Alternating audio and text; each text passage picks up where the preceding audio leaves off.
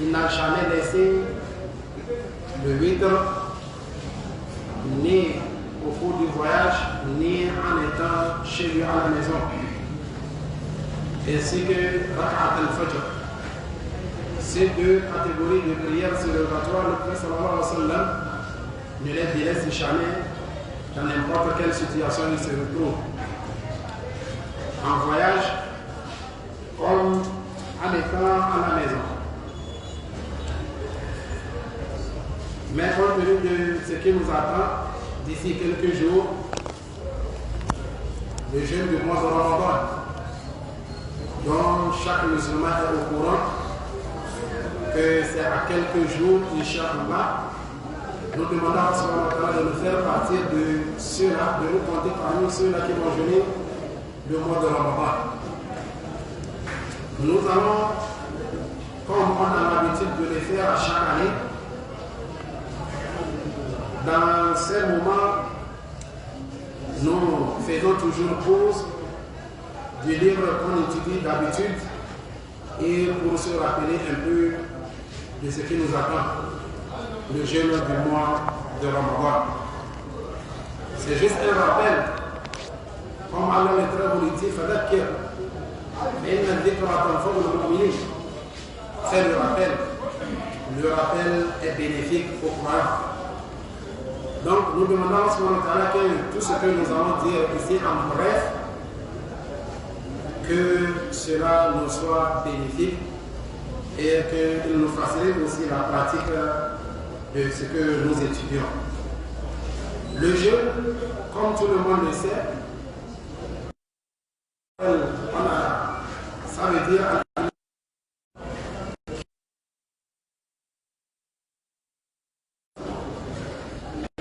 donc, mais dans la charia, c'est al-imsak anil mufattirat ma'an niyya. C'est le fait de s'abstenir de manger, de boire, de satisfaire ses besoins sexuels du l'aube jusqu'au coucher du soleil. Avec l'intention, il a dit ma'an niyya, avec l'intention. L'intention d'adorer Allah subhanahu wa ta'ala.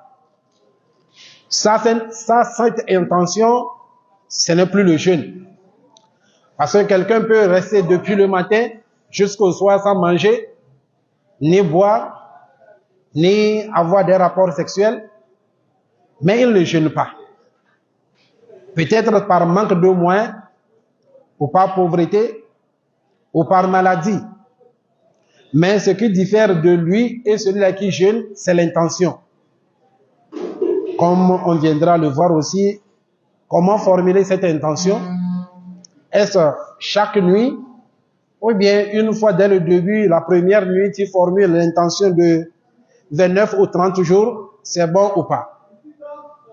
Donc, le jeûne, comme Allah subhanahu wa ta'ala le dit dans le Saint-Coran, comme on l'avait dit, c'est d'abstenir. Allah, quand il a narré à propos de Maryam, فَكُلِي وَاشْرَبِي وَقَرِّ عَيْنَهُ فَإِمَّا تَرَيِنَّ مِنَ الْبَشَرِ أَحَدًا فَقُولِي إِنِّي نَظَرْتُ لِلرَّحْمَنِ صَوْمًا. Donc, elle a dit qu'elle a fait un vœu de ne pas parler. Elle s'abstient de parler. Elle a appelé le fait de s'abstenir de parler comme étant le jeûne. Donc, le jeûne du mois de Ramadan, ça fait partie des plus grandes adorations que le serviteur peut se rapprocher de son Seigneur. Et il n'y a rien que le serviteur va s'approcher davantage de son Seigneur que ce que Allah subhanahu wa ta'ala lui a prescrit, lui a recommandé de faire, ce qu'on appelle communément les fara'id. Donc le jeûne, c'est l'un des piliers de l'islam. Le quatrième pilier parmi les 5 piliers de l'islam.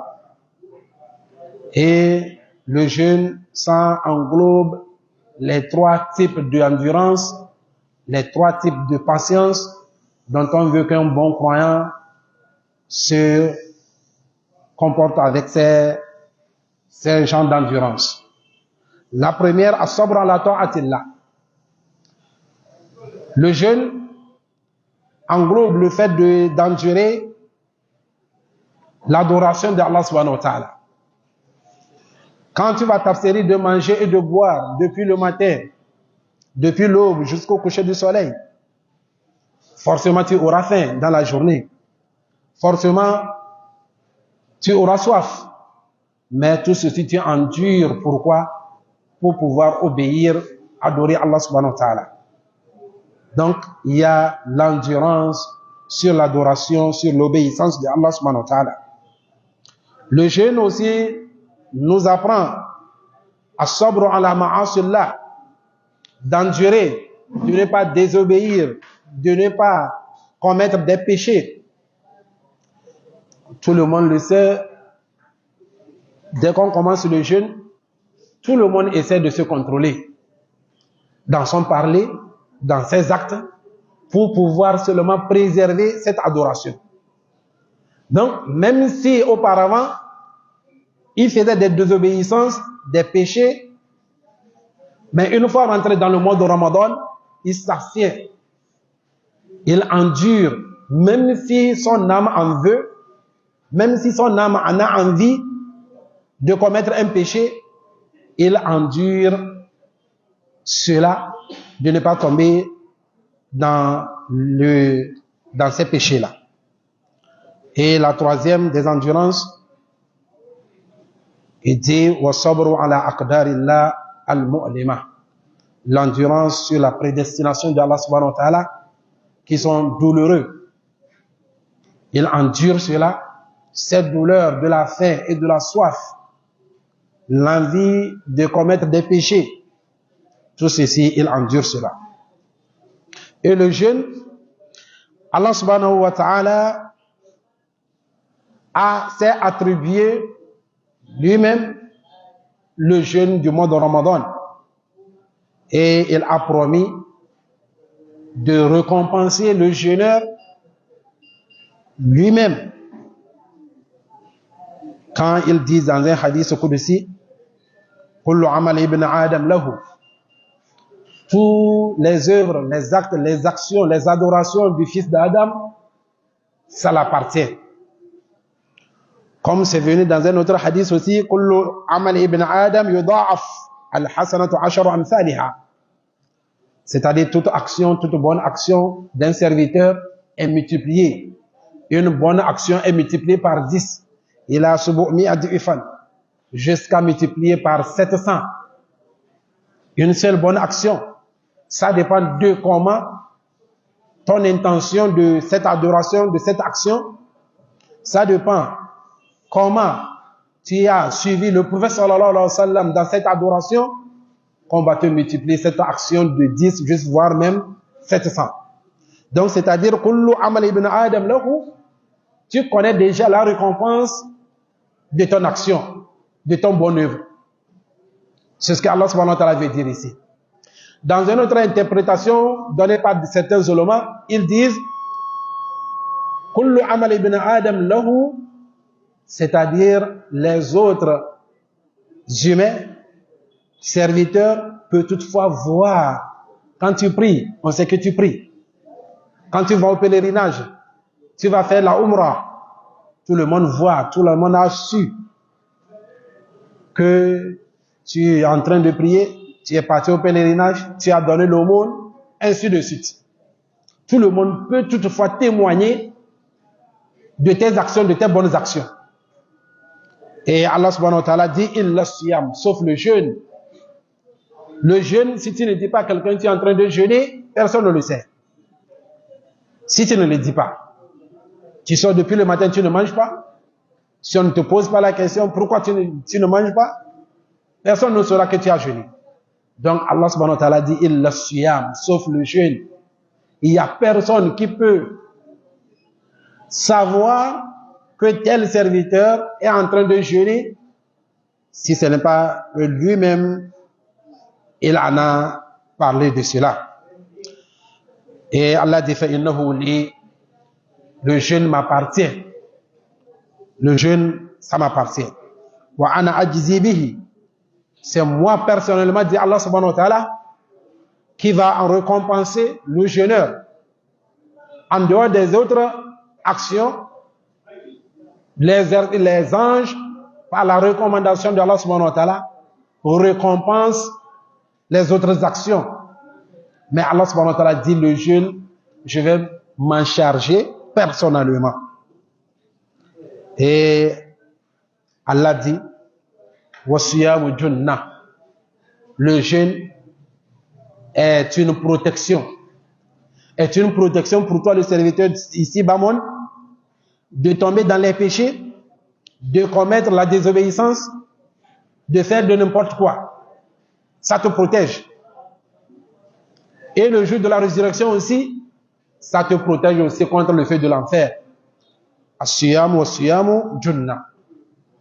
Allah dit, wa idha kana yawmu sawmi ahadikum fala yarfuth wa la yaskhab. Si le jour où quelqu'un se réveille et il jeûne parmi vous, que il ne dise pas des bêtises, que n'importe quoi ne sort pas de sa bouche, comme on a l'habitude, en dehors du jeûne du mois de Ramadan, tout le monde dit ce qu'il veut, tout le monde fait ce qu'il veut, il écoute ce qu'il veut, il entend ce qu'il veut, il fait de n'importe, tout le monde fait ce qu'il veut, ce qui lui plaît. Et Allah dit, fala yarfuth, ne dis pas de bêtises, il ne faut pas que quelque chose de mauvais sorte de ta bouche. Wala yaskhab, et ainsi aussi, ne sois pas quelqu'un qui hausse trop la voix en criant, en se bagarrant, en se tirant avec des gens. Non. Fa'in sabahu ahadun. Si quelqu'un vient t'injurer, t'insulter, aw qatalahu, et il vient chercher la querelle, de la bagarre, falyaqul, dis-le, inni imru'un sa'im. Je suis en jeûne. Je suis en jeûne. Les sa'imi farhatan. Le jeûneur a deux moments de réjouissance, de joie. Idha aftara fariha. Au moment où il rompt, il se réjouit. Déjà, s'ils sont 17h, 17h30, si vous voyez les physionomies, ils commencent pas à changer. Or, vers les 14h, les midi, 14h, 15h, tout le monde fonce la mine, tout le monde est faible, c'est-à-dire tout le monde est couché, affaibli. Mais dès que ça sonne 17h, 17h30, cette vivacité revient. Et les visages, ça se sent, ça se fait voir sur les visages. On se réjouit parce qu'on veut rompre. Et dès qu'on rompt, tu vois tout le monde sourit, tout le monde est en joie. Donc quand le jeûneur rompt, il est en joie, il se réjouit de son jeûne qu'il a accompli. Et Inch'Allah, le jour de la résurrection, quand il va rencontrer son Seigneur, il va se réjouir de la récompense du jeûne qu'il a jeûné. Donc voilà ces deux moments de joie du jeûneur que Allah subhanahu wa ta'ala s'est attribué, la récompense qui va récompenser au jeûneur personnellement lui-même. Ça montre l'importance, la grandeur de cette adoration. Il y a des secrets, il y a des sagesses dans le jeûne du mois de Ramadan. On va énumérer quelques-uns.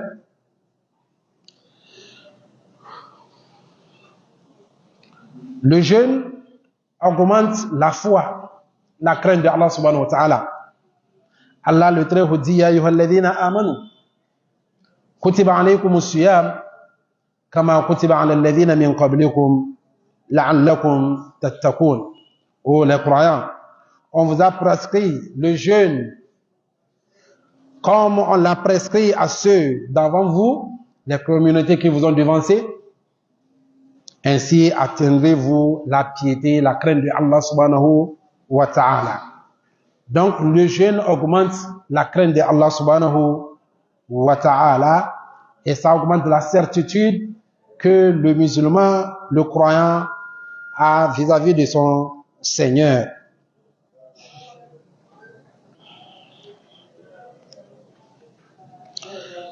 Ça fait partie aussi des secrets du jeûne, que le jeûneur, il se rabaisse totalement à son Seigneur et il reconnaît qu'il a besoin de son Seigneur, Allah subhanahu wa ta'ala, qu'il est notre pauvre,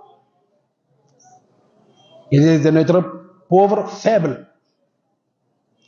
C'est quand le jeûneur jeûne, il ressent cette faiblesse-là en lui. Parce que quand tu ne manges pas une journée, tu ne bois pas durant la journée, tu te sens affaibli. En ce moment, consciencieusement, tu sauras que tu n'es rien. Tu n'es rien. Mais quand chaque fois on se lève, on mange, on boit, nos besoins sont satisfaits, on a tendance à dépasser les limites. Comme Allah le Très-Haut le dit, Kalla innal insana la yatagha an ra'ahu istaghna. L'être humain se voit supérieur, dépasser les limites, surtout quand il voit la richesse rentrer gauche, droite, de n'importe où.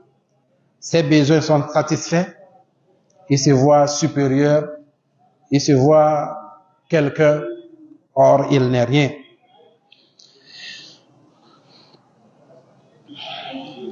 Parmi les secrets aussi du jeûne, ça unit la communauté musulmane. C'est la seule adoration qui se fait, qui se pratique, qui est suivie par tous les musulmans du monde entier au même moment, en même temps. En même temps. Que ce soit le pauvre, le riche, le faible, le fort, l'honoré, celui-là qui est de bas classe, tout le monde jeûne. Et ça unit cette communauté et ça nous montre que nous sommes un. Il n'y a pas de différence entre nous.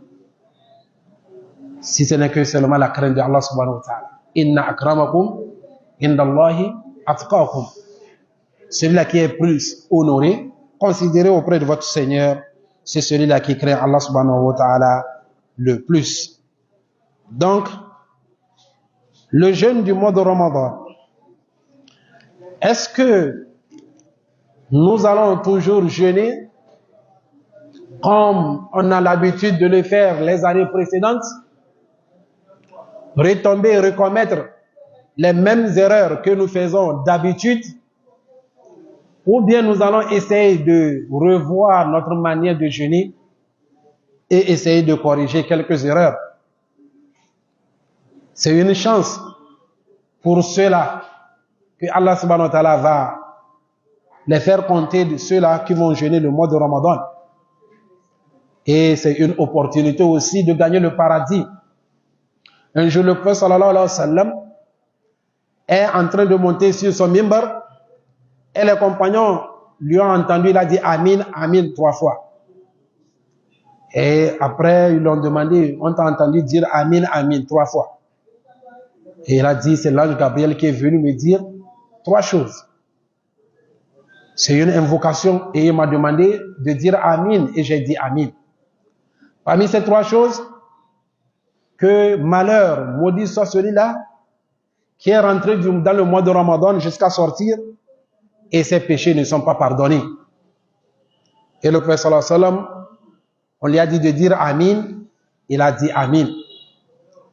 Donc, c'est malheureux que cette opportunité qu'Allah subhanahu wa ta'ala nous présente souvent, assez souvent, les uns après les autres, successivement, pour nous donner des opportunités à se repentir, pour nous donner des opportunités à se rapprocher plus davantage auprès de lui et de gagner facilement le paradis.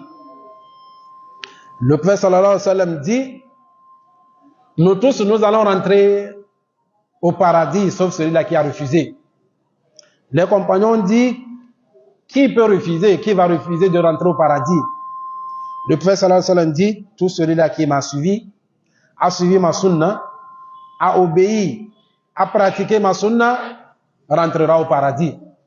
Mais celui-là qui a désobéi, qui m'a désobéi, a refusé de suivre ma sunna, a pratiqué ma sunna, c'est celui-là qui a refusé de rentrer dans le paradis. Donc le prophète sallallahu alayhi wa sallam avait l'habitude d'apporter cette bonne nouvelle à chaque fois à l'entrée du mois de Ramadan. Dans un hadith qui est sahih li ghayrihi, il dit qad ja'akum shahru Ramadan shahrun mubarak iftarada Allahu alaykum siyamahu. Voilà une bonne nouvelle pour vous. Le mois de Ramadan est venu. Shahrun mubarak, un mois qui est béni, qui est plein de al-baraka, qui est plein de bénédictions. Iftaradallahu alaykum siyama.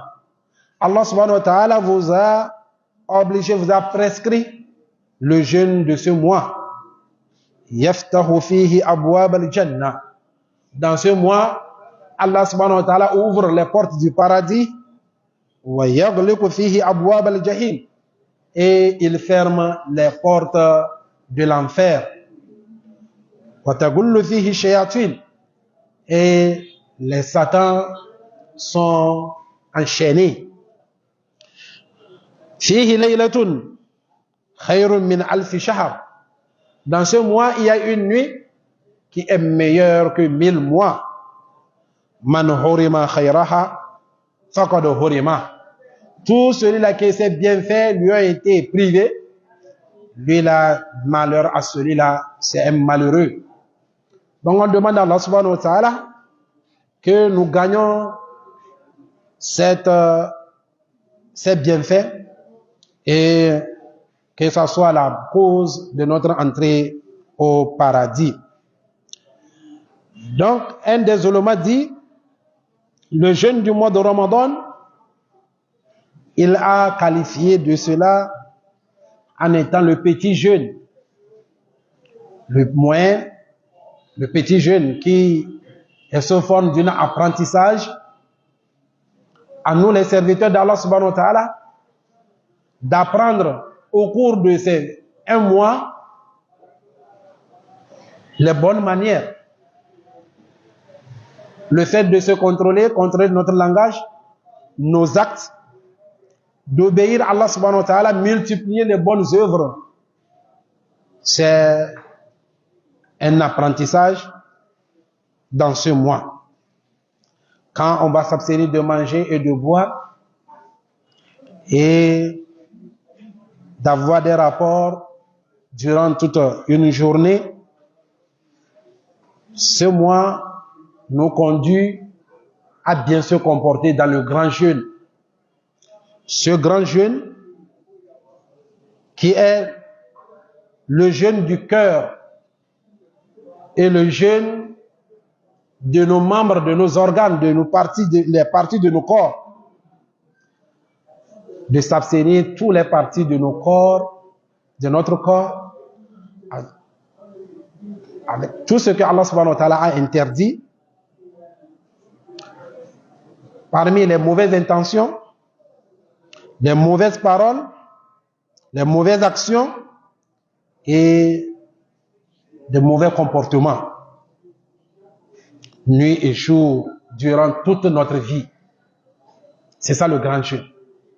C'est pas seulement dans le mois de Ramadan, tu vas essayer de te contrôler, de ne pas commettre des péchés, de ne pas avoir de mauvais actes, de mauvaises paroles, et en dehors du mois de Ramadan, faire tout ce que tu veux. Non.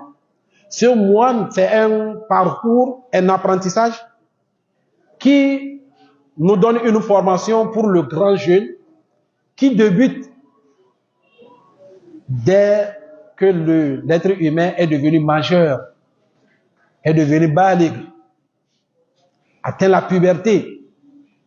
Et cette puberté, comme le dit les ulémas, commence dès 15 ans. jusqu'à ta mort. Ou bien au moment où le musulman commence par avoir ou bien a vu certains signes de la puberté. Ces signes, c'est le fait de pousser les poils des aisselles et du bas-ventre, commencer par rêver. Si c'est chez une jeune fille, elle commence par avoir ses règles. Donc, le grand jeûne commence dès lors. C'est dès ce moment que ton grand jeûne commence. Tu vas commencer par te contrôler, savoir où mettre les pieds, savoir qu'est-ce qui peut sortir de ta bouche ou pas. Cela jusqu'à notre mort. Et ce sont des opportunités, comme je venais de le dire, que Allah subhanahu wa ta'ala nous ouvre ses portes pour se repentir, multiplier les bonnes œuvres. Mais les mécréants, eux, ils n'en ont pas. Ils n'ont pas ces genres d'occasions. Ces occasions sont réservées seulement pour nous les musulmans. Allah le très haut dit وَلَقَدْ ذَرَأْنَا لِجَهَنَّمَ كَثِيرًا مِنَ الْجِنِّ وَالْإِنسِ لَهُمْ قُلُوبٌ لَا يَفْقَهُونَ بِهَا وَلَهُمْ أَعْيُنٌ لَا يُبْصِرُونَ بِهَا وَلَهُمْ آذَانٌ لَا يَسْمَعُونَ بِهَا أُولَئِكَ كَالْأَنْعَامِ بَلْ هُمْ أَضَلُّ أُولَئِكَ هُمُ الْغَافِلُونَ. Allah subhanahu wa ta'ala dit, nous avons destiné beaucoup de djinns et des humains pour l'enfer. Ces nombres, c'est beaucoup de djinns et des êtres humains qui vont rentrer en enfer. Lahum qulubun, ils ont des cœurs. La yafqahuna biha, mais ils ne comprennent pas avec ces cœurs-là. Ils ont des cœurs, ils ne comprennent pas. Walahum a'yunun, ils ont des yeux. La yubsiruna biha, ils ne voient pas avec. Ils ne voient pas avec. Ils ne voient pas la vérité. Le chemin, le droit chemin, la bonne direction à suivre, ils ne voient pas avec. Walahum adhanun, ils ont des oreilles. La yasma'una biha, ils n'entendent pas, ils n'écoutent pas avec ses oreilles. Ils n'écoutent pas la parole d'Allah subhanahu wa ta'ala. Ils n'écoutent pas les choses qui vont leur conduire vers la crainte d'Allah subhanahu wa ta'ala. Allah dit, Ulaika kal an'am, ceux-là comme des bestieux. Ils sont comme des bestieux. Baluhum adal, mais plutôt, Allah dit, ils sont plus même égarés que ces bestieux. Ulaika humul ghafilun, ceux-là sont des insouciants. Bon nombre de nous, les musulmans, aujourd'hui, nous sommes des insouciants de notre religion. On s'en fout pas mal. Voilà cette opportunité qui va nous présenter dans quelques jours. Mais combien de nous demandent comment on va jeûner, comment on va se comporter, comment s'y prendre dans ce mois. Bon nombre de nous, nous préparons quoi? Les sacs de riz. Nous préparons quoi? Les Lipton, les Milo, les sucres et autres. Non, nous sommes des insouciants. Nous sommes des insouciants. La manière dont tu es en train de préparer matériellement la nourriture, ton ventre, il y a quelqu'un qui dit, il y a un alpha qui dit, plutôt, c'est pas un mois de manger et de boire, mais c'est le moment, nous, les musulmans, si on veut rompre, on gaspille. On veut rompre, on achète tout, mais on ne mange pas tout. Les autres, c'est à la poubelle. Or, Dieu n'aime pas les gaspilleurs. Innal mubazzirina kanu ikhwana ash-shayatin wa kana ash-shaytanu li rabbih kafura wa la tubadhir tabdhira. Dieu a interdit le gaspillage. Donc, nous allons préparer le mois de Ramadan en se repentant d'abord de nos péchés. Rentrer dans le mois en étant saint. En étant saint. Et c'est ça qui va nous pousser à multiplier de bonnes œuvres dans le mois. Mais quand on va rentrer dans le mois avec les péchés, ces péchés ne vont que faire nous noyer davantage et ne va pas nous encourager à multiplier les œuvres. Donc, le prophète sallallahu alayhi wa sallam dit dans un hadith qui a été rapporté par Abu Huraira,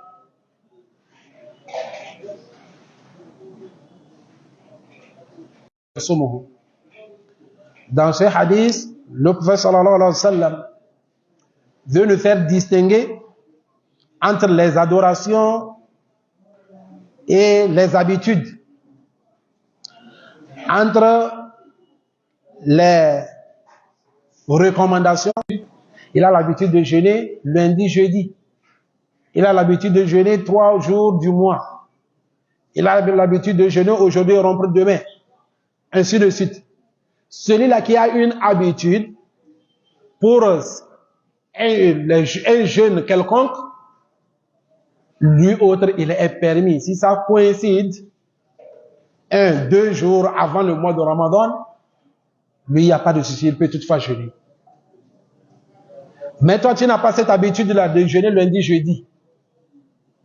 Mais quand il est le 29, toi, tu te dis, non, comme il y a une différence entre les deux calendriers, je vais devancer en jeûnant 1-2 jours. Si ça tombe, que c'est ça, c'est ça. Non. Le prophète sallallahu alayhi wa sallam interdit cela.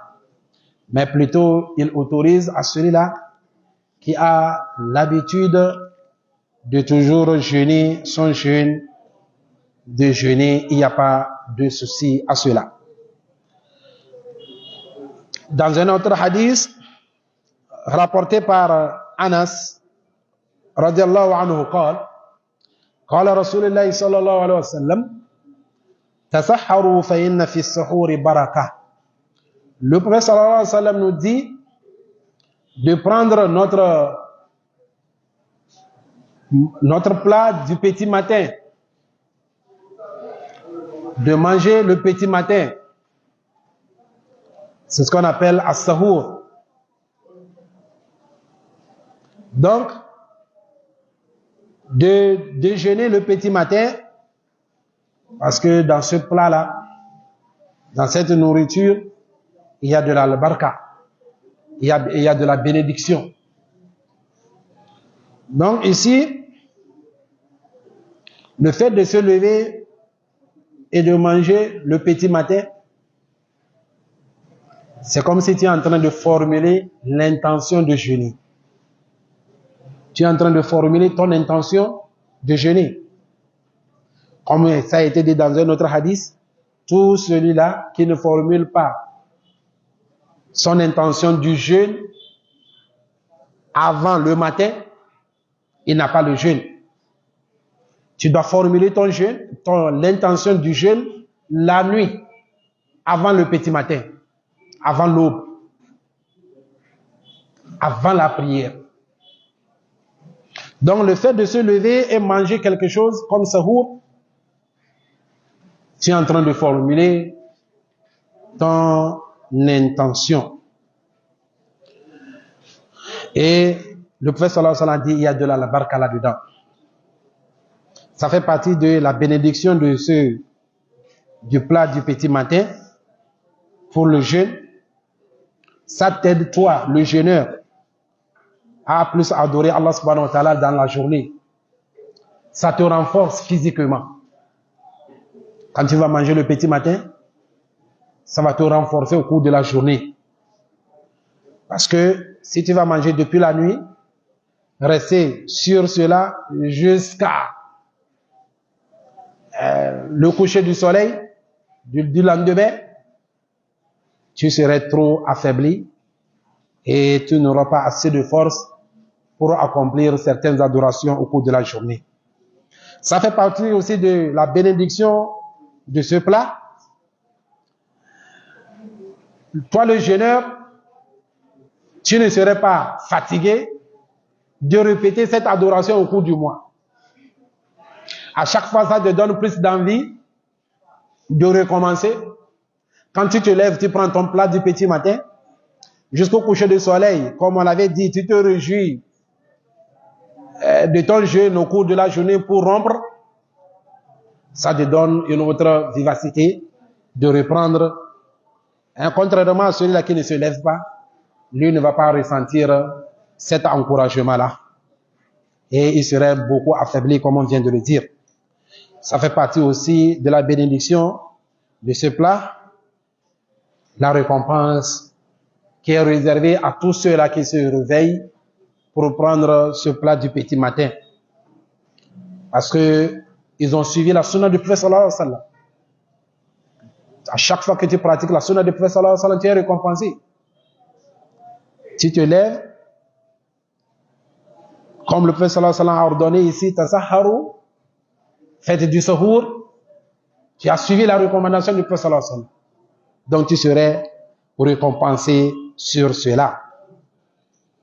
Et ça fait partie aussi de la bénédiction de ce plat, de ce sahour, et que tous ceux-là qui se lèvent pour prendre ce plat, ça coïncide au dernier moment de la nuit. Il y a des hadiths, comme nous tous nous le savons, que Allah subhanahu wa ta'ala descend au premier ciel.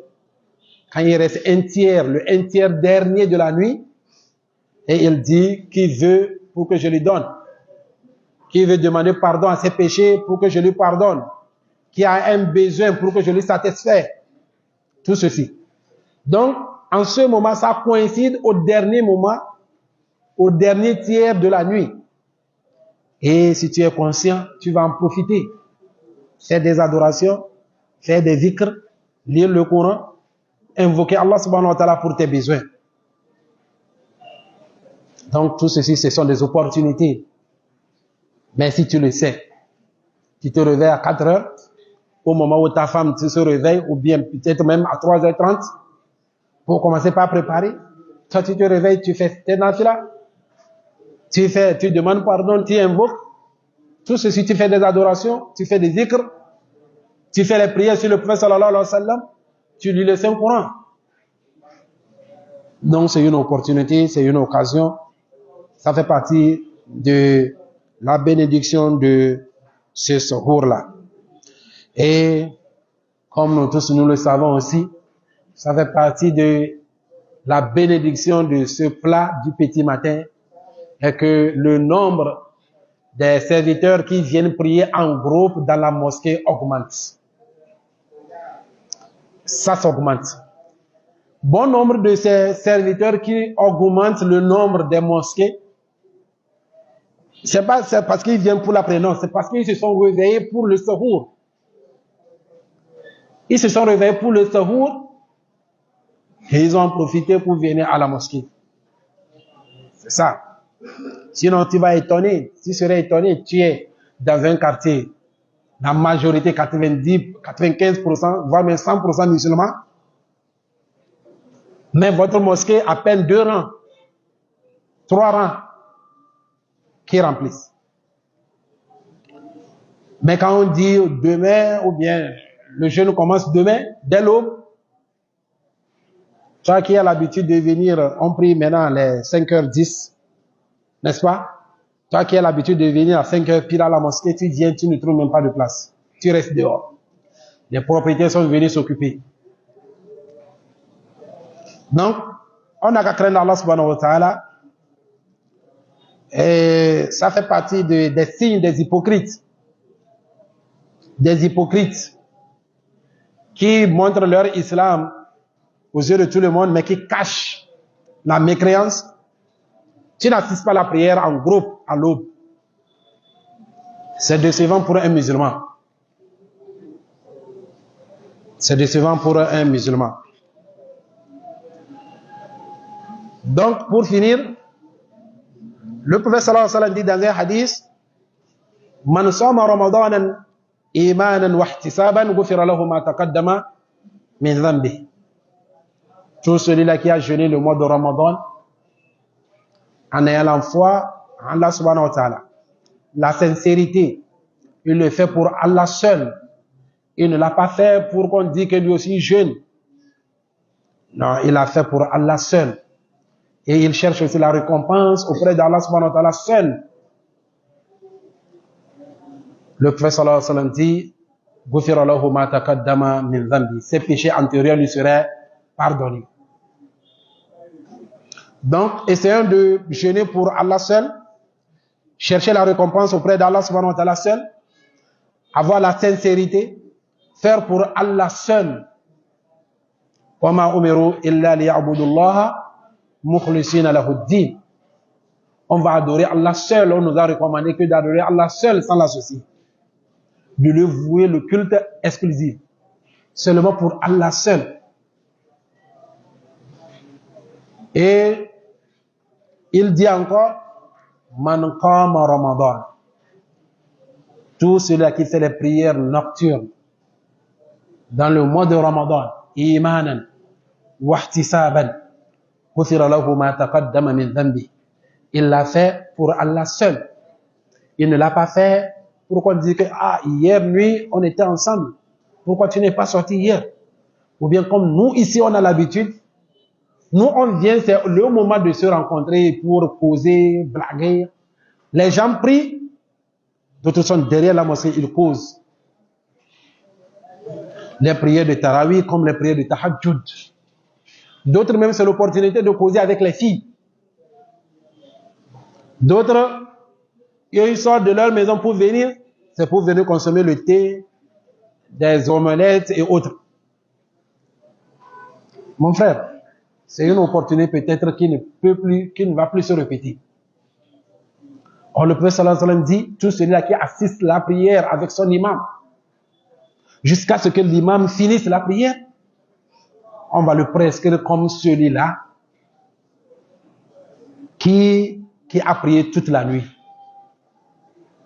Toi, on prie, l'imam n'a pas encore fini, tu dis que non, moi je ne vais pas faire le 8 avec l'imam. Tu sors. Mon frère, tu n'auras pas cette récompense. Parce qu'on dit jusqu'à ce que l'imam finisse. Jusqu'à ce que l'imam quitte. Toi, tu as fait ce que toi tu veux, toi tu quittes. Donc, pour gagner cette récompense, tu dois assister à la prière avec ton imam jusqu'à ce qu'il ne finisse. Si tu vas à la maison, tu veux faire certaines adorations, quelques nawafil encore, il n'y a pas de souci. Mais c'est que le prophète sallallahu alayhi wa sallam a interdit de répéter 2 witres dans une seule nuit. Tu as déjà fait le witre avec l'imam, c'est fini. Si tu te réveilles la nuit, si tu es du nombre de ceux-là qui voient que les prières nocturnes n'ont pas de nombre, tu continues à prier tes prières surrogatoires, mais sans faire le witre. Sans faire le witre. C'est ce que les ulémas ont dit. Donc, faisons des efforts pour revoir nos adorations, nos jeûnes, nos manières de faire les prières. Voilà, dans nos mosquées ici, ce sont des demi-feuilles, des demi-pages qui se lisent. Mais malgré cela, les gens voient que c'est trop. Et plutôt, moi, personnellement, je vois que c'est peu, hein, très peu. À la rigueur, une page. C'est une prière surrogatoire. C'est pas forcé, c'est pas une prière obligatoire. Ceux-là qui peuvent, ils le font. Ceux qui ne peuvent pas, ils n'ont qu'à rentrer. Mais les prières nocturnes, ce qu'on veut des prières nocturnes, quand on se tient longuement debout en lisant le Saint-Coran. En se tenant debout le plus longtemps possible pour lire le Coran. Lire beaucoup le Coran. Lire beaucoup le Coran. Donc, voilà en bref ce que nous pouvons dire pour le mois de Ramadan qui vient. Les autres, Inch'Allah, notre imam nous dira le vendredi à suivre. Que Allah subhanahu wa ta'ala nous compte parmi ceux-là qui vont jeûner le mois de Ramadan. Que Allah subhanahu wa ta'ala nous compte parmi ceux-là qui vont jeûner beaucoup de Ramadan à venir. Que Allah subhanahu wa ta'ala nous facilite. Que Allah subhanahu wa ta'ala nous facilite ce mois. et nous facilite de faire de bonnes œuvres, de multiplier les bonnes œuvres. Ceux-là qui nous ont devancés, ceux avec qui on a jeûné l'année passée et ils ne sont plus avec nous, que Allah subhanahu wa ta'ala leur fasse miséricorde, que Allah subhanahu wa ta'ala leur pardonne leurs péchés et que si notre temps aussi arrive, que Allah subhanahu wa ta'ala nous accorde une bonne fin. Subhanakallahumma bihamdika ashhadu an la ilaha illa anta astaghfiruka wa atubu ilayk. Assalamu alaikum wa rahmatullah. C'est notre